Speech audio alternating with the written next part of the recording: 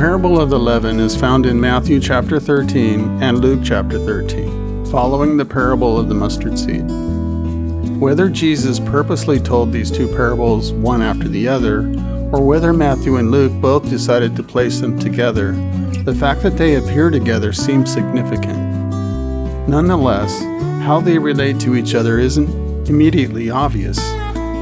Once we are finished, I hope to show how these two parables are related and how the parable of the leaven helps us understand the parable of the mustard seed.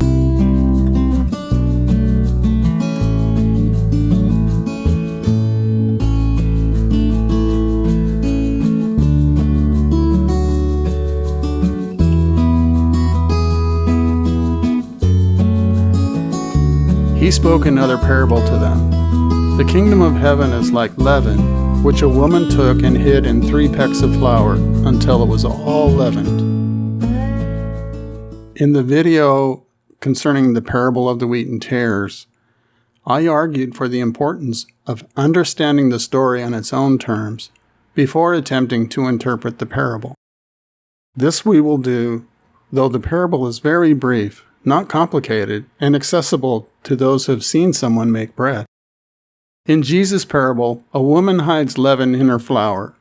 What is leaven and how does it work? Leaven is another word for yeast. When baking bread, a leavening agent, such as yeast, is added to the dough mixture, which causes gas bubbles to form. Yeast eats sugars in the dough, producing carbon dioxide gas.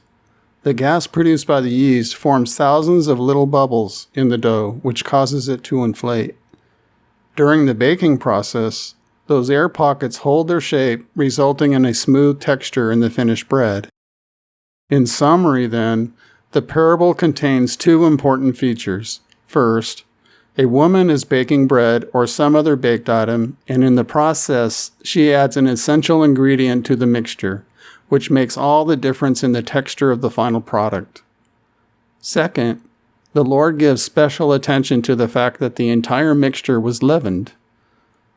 Do you not know that a little leaven leavens the whole lump? Paul remarks in his epistle to the Corinthians. This seems important.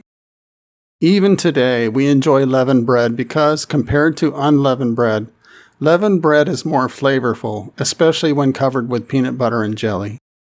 Leavened bread is associated with happy, fortunate, blessed times, and when good friends get together, they often break bread together. Unleavened bread, on the other hand, is associated with hard times, and in fact, the Bible refers to unleavened bread as the bread of affliction. To better understand the parable of the leaven, we need a bit more information from Jesus as to how he employs leaven in his teaching.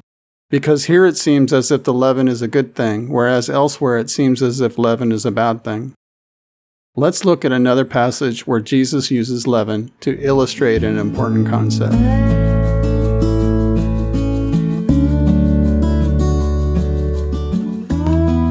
And the disciples came to the other side of the sea, but they had forgotten to bring any bread.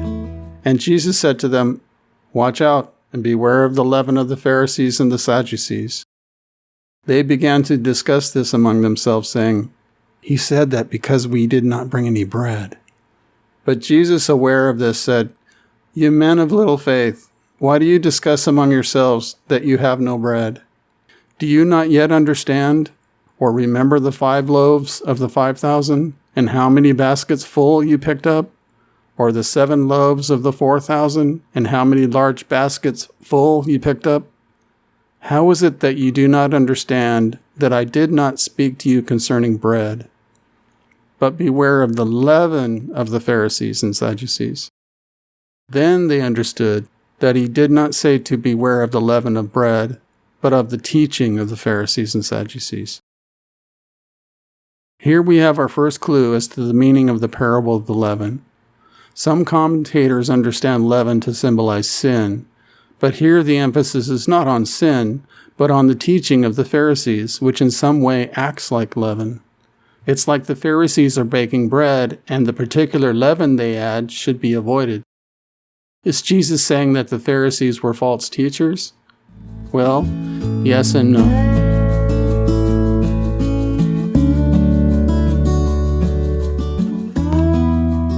Jesus spoke to the crowds and to his disciples, saying, "The scribes and the Pharisees have seated themselves in the chair of Moses.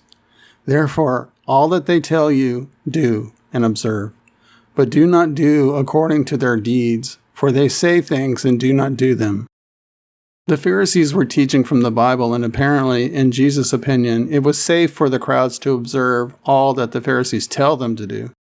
But Jesus warns it wasn't safe to imitate and emulate Pharisaical behavior. The leaven of the Pharisees, then, was something they added to the teachings of Moses.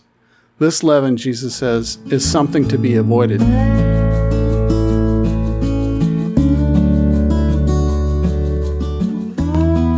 Under these circumstances, after so many thousands of people had gathered together that they were stepping on one another, he began saying to his disciples, first of all, "Beware of the leaven of the Pharisees, which is hypocrisy.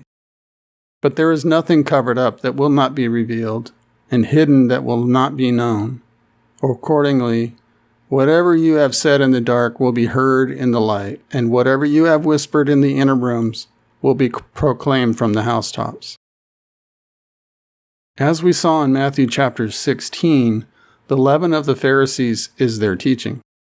To clarify this even further, Matthew chapter 23 refines our understanding more narrowly, defining the leaven of the Pharisees as pretense.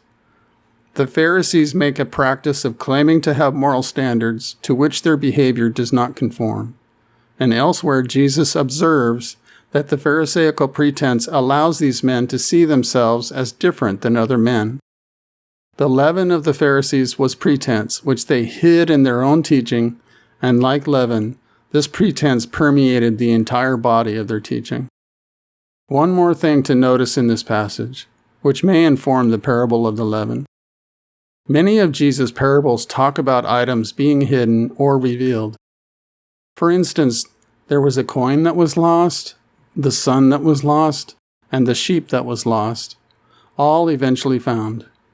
We have the parable of the hidden treasure, and the parable of the pearl speaks about a pearl of great price which eluded the buyer until he finally found it. In a sense, seeds are hidden in the ground too, and in our parable, a woman hides leaven in 3 pecks of flour. Each of these parables features something hidden that eventually is revealed. We have one more piece of evidence to examine before we interpret the parable. I asserted earlier that Jesus usually gives us a hint as to the meaning of his parables, somewhere in the context, typically at the end of the parable. In Matthew's account, the Lord also generalized about all the parables, giving us another hint as to their meaning.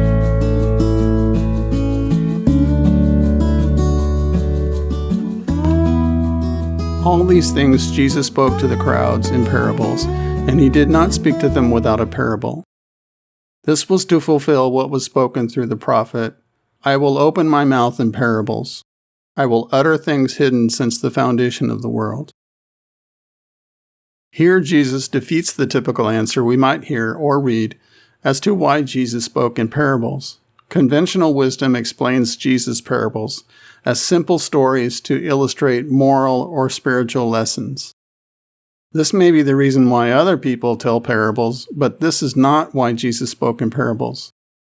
Through parables, he intends to teach ideas and concepts which remained hidden since the foundation of the world until the Father sent Jesus into the world to reveal them. And now we have the crucial piece of evidence that opens up the meaning of the parable of the leaven.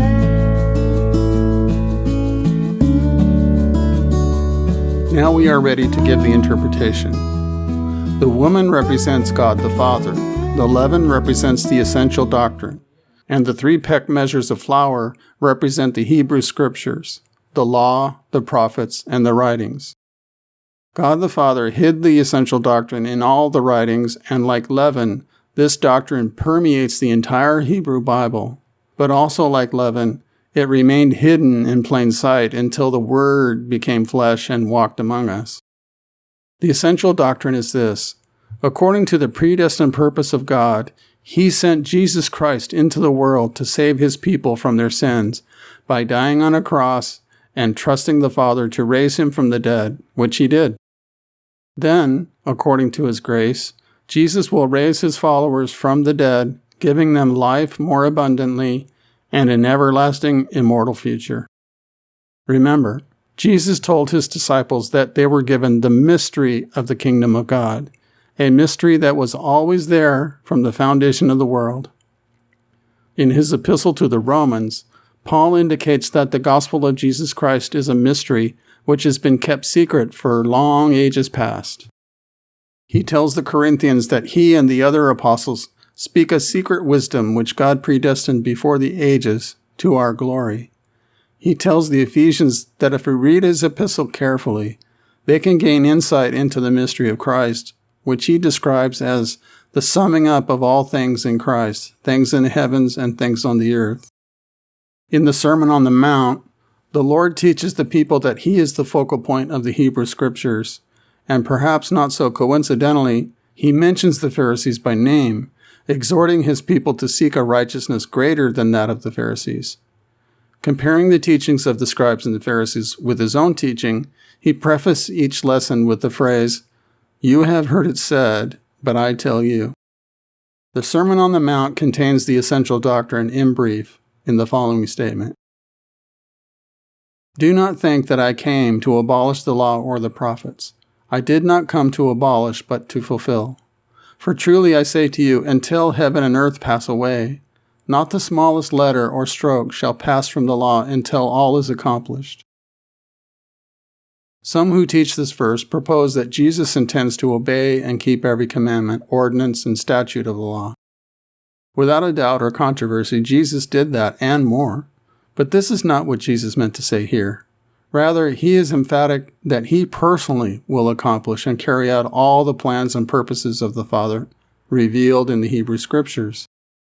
Those who propose that Jesus intends to keep the law perfectly forget Jesus' promise includes not only the law, but the prophets also. He isn't talking about what he will observe or obey.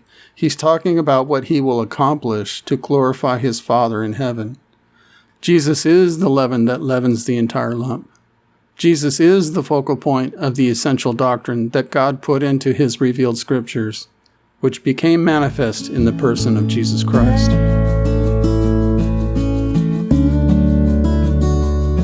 How is the parable of the mustard seed related to the parable of the leaven? The parable of the leaven illustrates the idea that God hid the essential doctrine in the pages of the Hebrew Scriptures, and like leaven, the mystery of Christ permeates the Hebrew Scriptures, though remaining hidden for long ages past.